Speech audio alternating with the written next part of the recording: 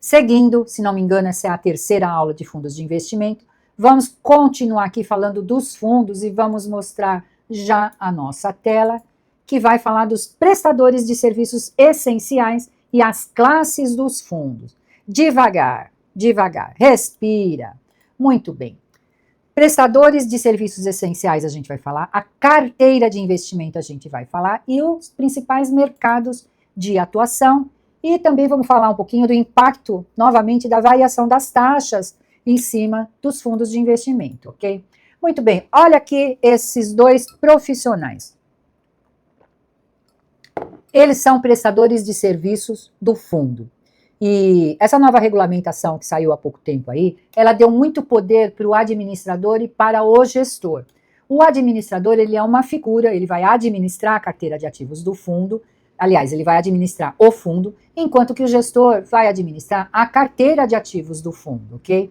Essa alteração recente da lei, o administrador e o gestor, eles ganham muita ênfase. Eles passam a concentrar funções de outros prestadores de serviços. Então, eles são as figuras mais importantes, por isso que a gente chama os dois de prestador de serviços essenciais, ok? Muito bem. Vamos falar um pouquinho da função do administrador. Ele é o responsável legal junto à CVM. Ele divide essa responsabilidade junto com o gestor. Então, se ele é o responsável legal, ele vai responder por qualquer irregularidade do ponto de vista legal, ok? Ele está sempre envolvido. Ele é quem contrata outros membros, outras figuras que participam do fundo. E ele é remunerado, o que ele ganha, né, por ser administrador?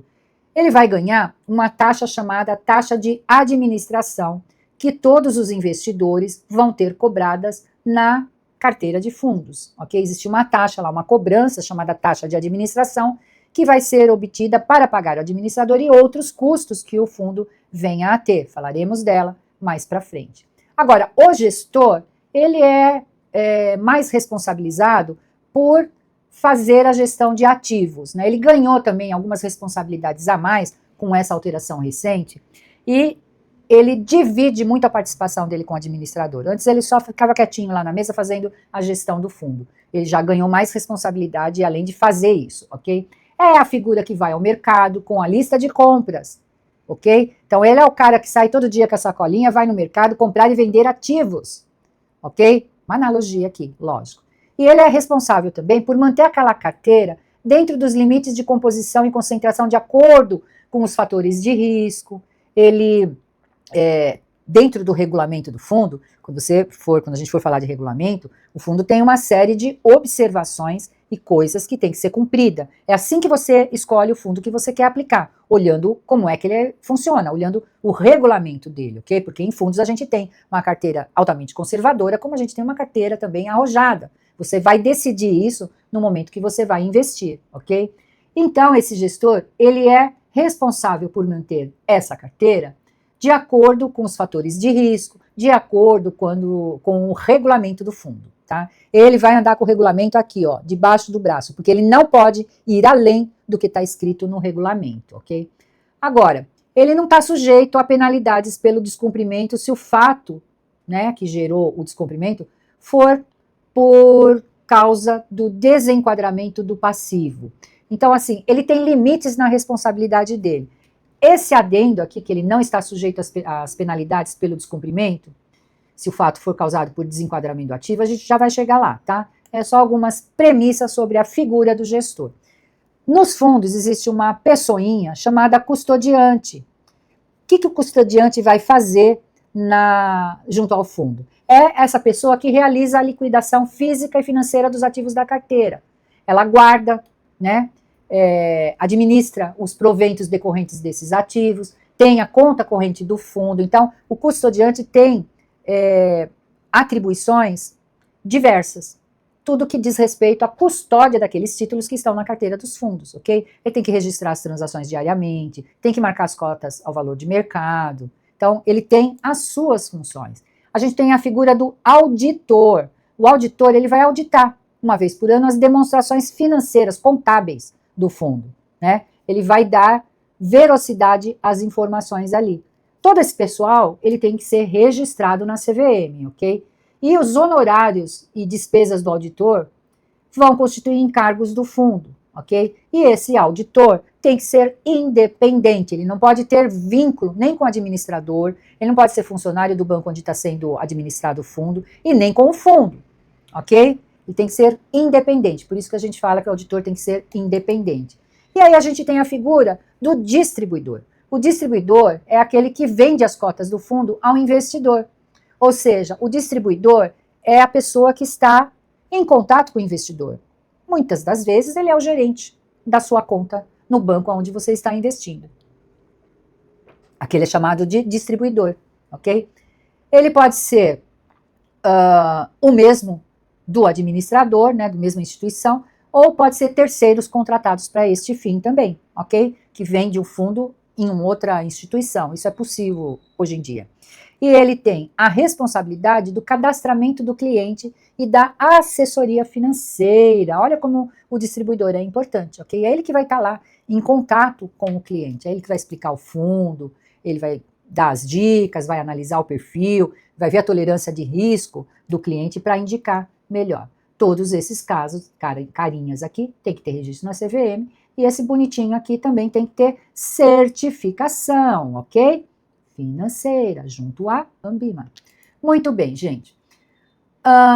Uma coisa importante quando a gente fala desse pessoal, administrador, gestor, custodiante, auditor e distribuidor, é que os prestadores de serviços, eles não respondem pelas obrigações legais e contratuais assumidas pelos fundos, mas eles apenas por prejuízos que causarem quando procederem com dolo ou má fé, ok? Porque o fundo pode ter problemas no caminhar dele, pode ter desvalorização de cotas, pode gerar um certo prejuízo, mas se esse pessoal está trabalhando em acordo com o regulamento, ele não vai ser responsabilizado por isso, porque ele está fazendo o trabalho dele da forma como foi definido no fundo. Agora, lógico, se ele causar um prejuízo por má fé, vamos supor que o gestor aqui invista uma parte de um patrimônio em outros fundos, alavanque o fundo, faça o fundo perder dinheiro, e isso não estava previsto no regulamento, ele responde, tá? Então, assim eles não são responsáveis por restituir ao fundo prejuízos ocorridos em investimentos realizados em conformidade com os objetivos e o regulamento.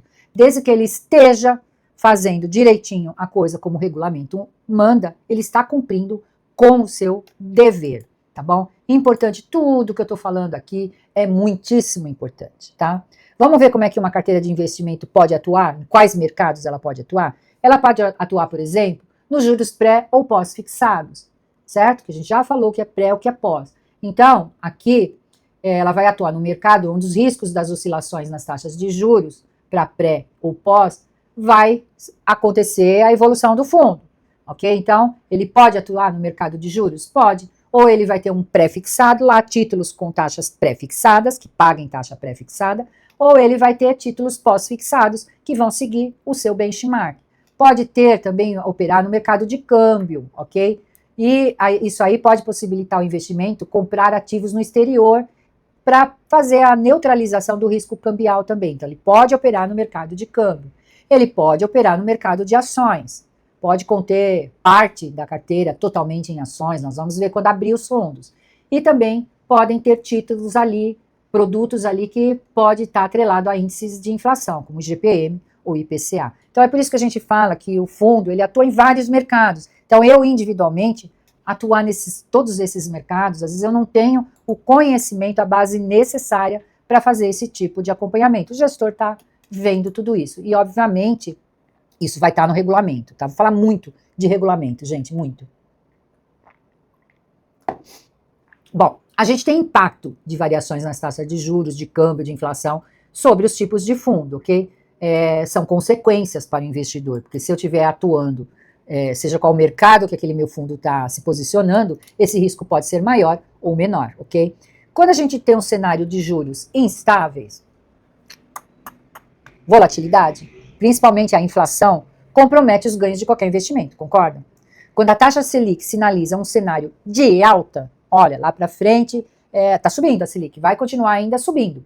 Não há uma previsão de que a Selic caia no curto prazo. E essas observações, quem vai dar são os economistas, que vão traçar lá cenários econômicos e a gente toma conhecimento. Obviamente o gestor está lá ligado, ok? Então, quando sinaliza um cenário de alta, todos os títulos pós-fixados são mais atrativos, porque eu vou subir junto. Eu compro o pós-fixado, pode atrelar aí a qualquer outro benchmark, e eles vão acompanhar essa trajetória de alta, ok? Então, esses títulos vão estar lastreados em um benchmark. Agora, eu tenho fundos que eles operam um percentual da carteira, um grande percentual, com títulos pré-fixados. E os pré-fixados, eles vão sofrer desvalorização frente a um aumento da taxa de juros. Por isso, que é importante que um fundo de renda fixa pré-fixado pode apresentar prejuízo, mesmo estando atrelado a uma taxa pré-fixada. É por isso que isso ocorre.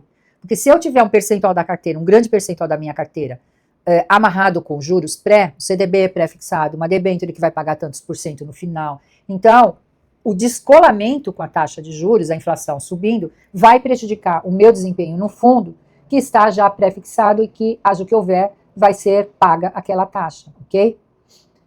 Muito bem. E aqui a gente está até falando do ganho real, né? Que a gente tem que tirar a inflação para saber se a gente teve um ganho ou não.